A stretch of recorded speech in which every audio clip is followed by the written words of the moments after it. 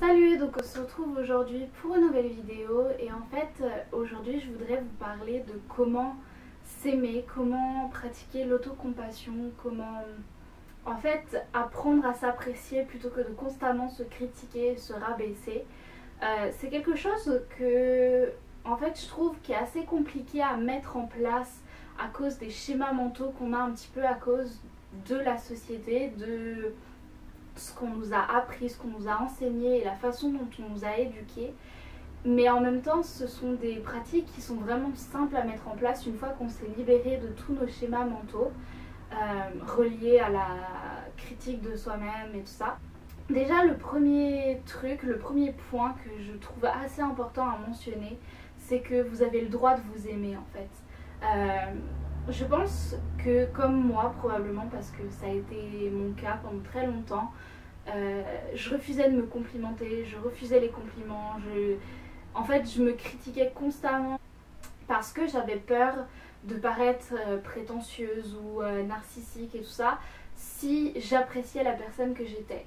Et en fait le premier point qui est assez important en fait, qu'il faut accepter pour s'engager sur le chemin de l'autocompassion et de s'aimer soi-même, c'est vraiment de s'autoriser à s'aimer, de s'autoriser le droit de se complimenter, de ne pas se critiquer.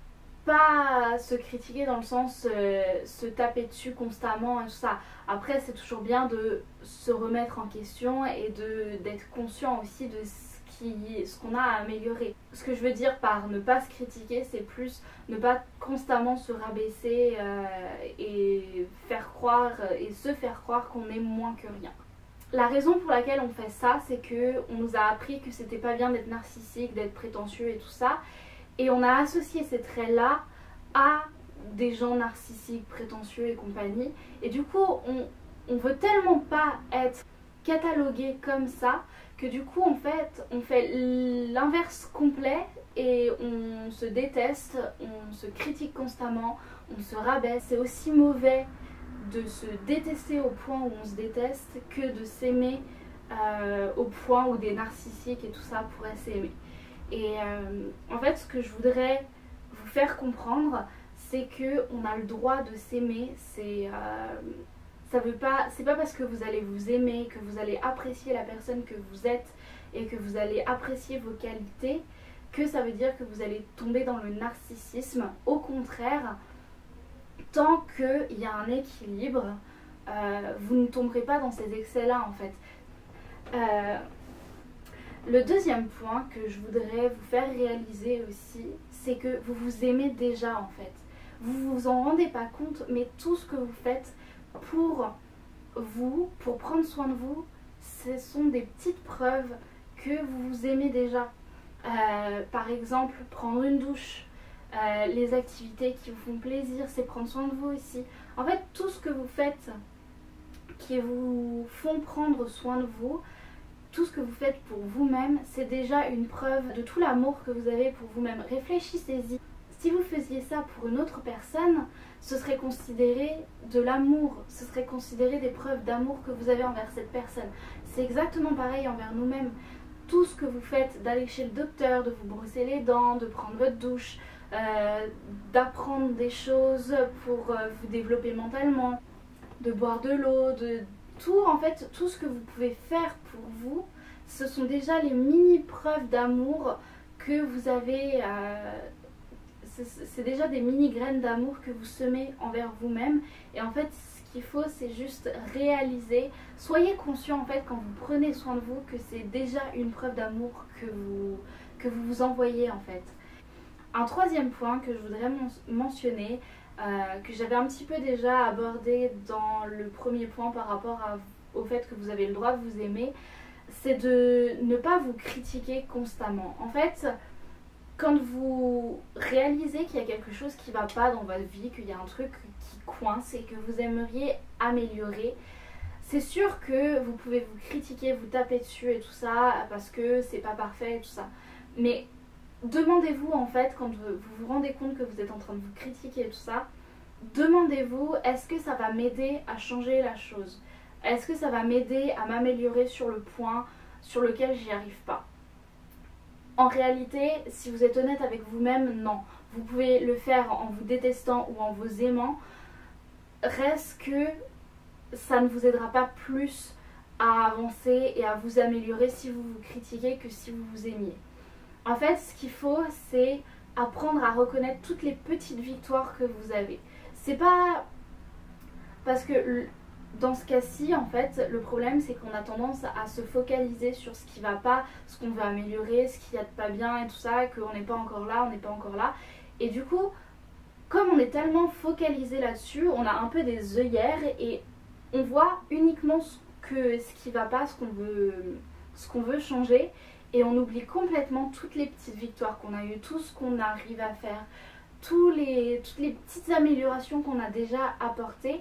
Et en fait, ce qu'il faut, c'est se rendre compte que oui, on n'est pas encore parfait, on n'est peut-être pas encore là où on veut, mais on est sur le chemin, on est déjà en train de faire un pas, et déjà ça, c'est déjà bien. C'est déjà mieux que beaucoup de gens, parce qu'il y a beaucoup de gens qui ne feraient même pas ce petit pas-là pour eux-mêmes.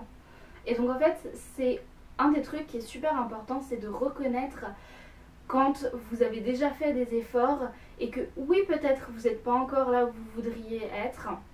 C'est pas encore parfait, mais il n'y a pas besoin que ce soit parfait pour que vous appréciez ce que vous avez déjà fait. Il y a une autre chose en fait que vous devez réaliser, c'est que déjà le fait de vouloir transformer votre vie, c'est aussi une preuve d'amour, c'est pour vous-même, c'est aussi une preuve que vous, en fait, tenez à vous au point que vous vouliez le meilleur pour vous. Vous êtes conscient qu'il y a des choses qui ne vont pas dans votre vie. Et donc déjà s'engager sur ce chemin-là, c'est déjà une façon de prendre soin de vous. Et en fait, par rapport à ça, j'ai une petite métaphore qui va peut-être vous aider. En tout cas, moi, ça m'a pas mal aidé.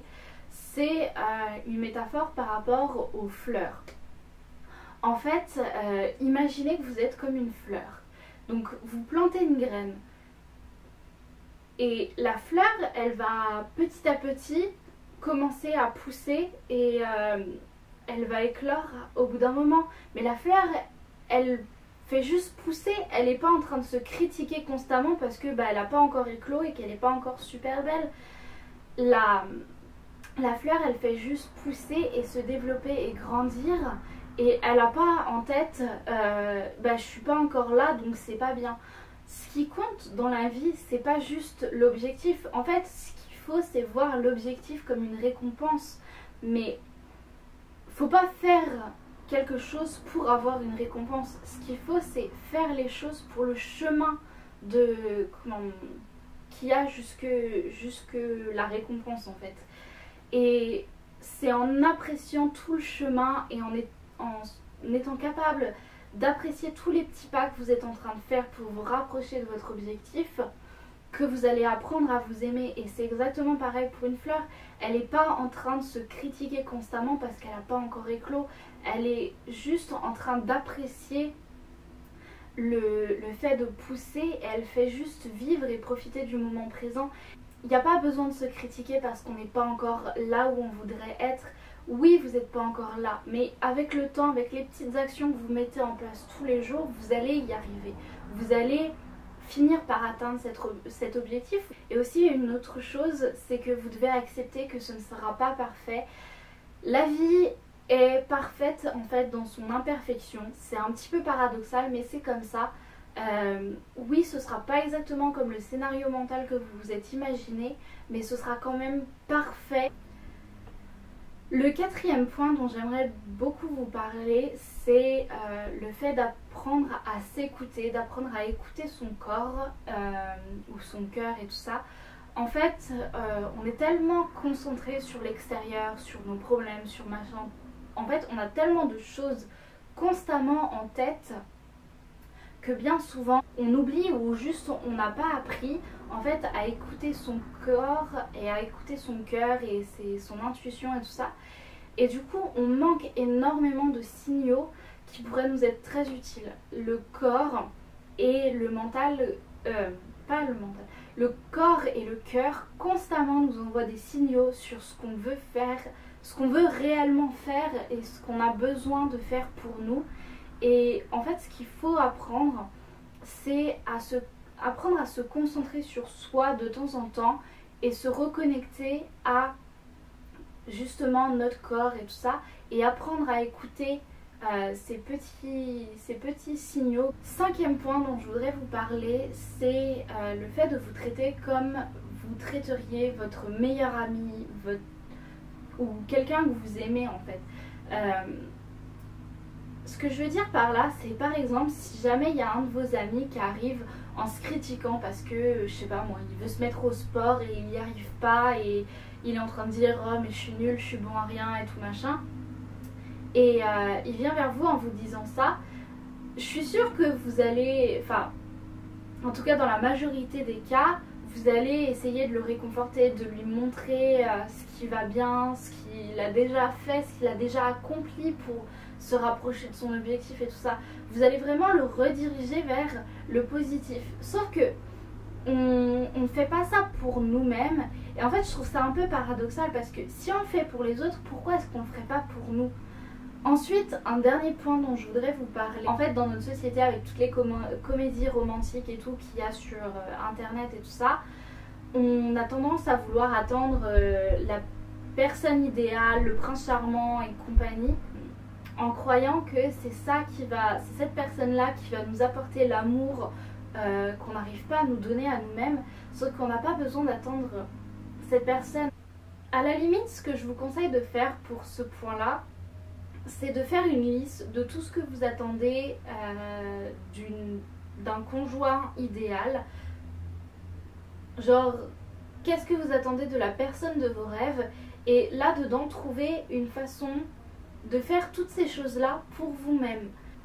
Par exemple, si pour vous la personne idéale c'est quelqu'un qui est toujours à l'écoute, qui est là pour vous remonter le moral quand vous allez pas bien et tout ça, bah peut-être que plutôt que d'attendre de trouver cette personne-là avant d'avoir quelqu'un à qui se confier, vous pouvez peut-être commencer un journal et vous pouvez expliquer tout ce qui va pas et après vous répondre à vous-même en disant ok d'accord, oui ça c'est pas forcément parfait, mais... Et là vous enchaînez avec tout le positif. Et comme ça vous permet de vous-même prendre soin de vous sans attendre que ce soit de l'extérieur que ça vienne. Sans attendre qu'il y ait quelqu'un à l'extérieur qui vienne vous aider et prendre soin de vous et vous donner l'amour dont vous avez besoin. Donc c'est tout pour cette vidéo, j'espère que ça vous aura plu. N'hésitez pas à partager la vidéo si jamais ça pourrait peut-être aider quelqu'un dans votre entourage. Et sur ce, j'espère que vous passerez une belle journée et on se dit à la prochaine pour une nouvelle vidéo. Bye!